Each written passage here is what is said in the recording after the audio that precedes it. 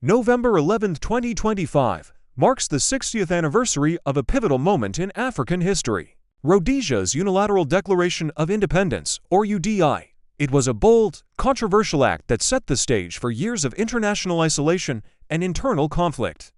But what led to this drastic step, and what were its consequences?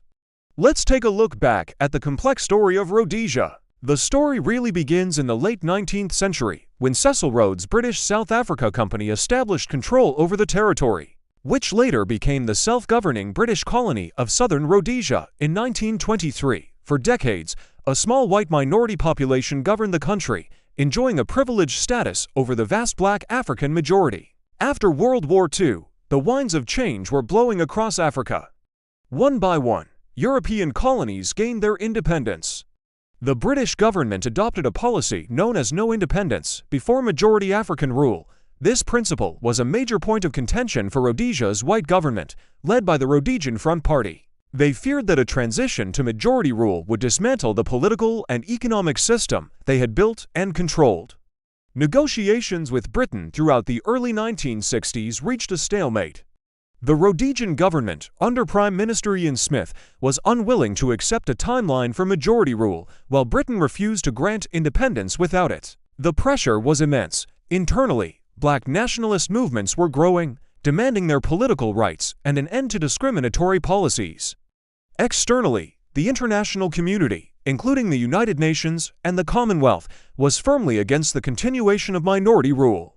Feeling cornered, Ian Smith's government decided to take a radical step. On November 11, 1965, Smith announced the Unilateral Declaration of Independence. In a broadcast to the nation, he declared that Rhodesia was now an independent state, invoking the spirit of the American Declaration of Independence. However, unlike the American precedent, Rhodesia's UDI was not a struggle for universal liberty. It was an attempt to preserve a system of minority rule. The international reaction was swift and decisive. No country in the world, not even apartheid-era South Africa, officially recognized Rhodesia's independence. The United Nations imposed comprehensive economic sanctions, the first of their kind, against a state.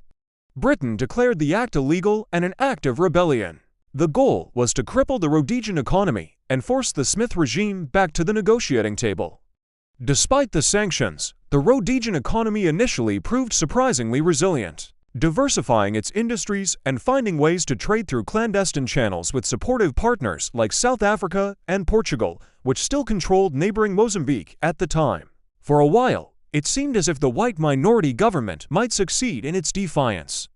However, the UDI ultimately set the stage for a tragic and bloody conflict known as the Rhodesian Bush War. Black nationalist groups, seeing that peaceful political avenues were closed, launched an armed struggle for liberation. The war escalated throughout the 1970s, tearing the country apart. It was a brutal conflict that cost tens of thousands of lives and displaced many more. By the late 1970s, the combined pressure of international sanctions, the immense cost of the war, and shifting regional politics, particularly the independence of Mozambique, made the Smith regime's position untenable. This led to the Lancaster House Agreement in London in 1979. The agreement paved the way for a ceasefire, a return to temporary British rule, and democratic elections in which all citizens could vote. In 1980, the elections were held, and Robert Mugabe's ZANU party won a landslide victory. The nation of Rhodesia ceased to exist, and on April 18, 1980, the independent nation of Zimbabwe was born, with Mugabe as its first prime minister. Looking back 60 years later, Rhodesia's UDI serves as a powerful lesson in history. It was a gamble to halt the tide of change, an attempt to preserve a system of inequality against overwhelming local and international opposition.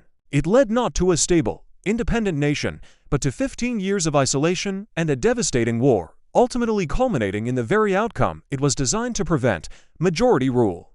The story of UDI is a crucial chapter in the complex history of Southern Africa and the global struggle for decolonization and self-determination. Thanks for watching.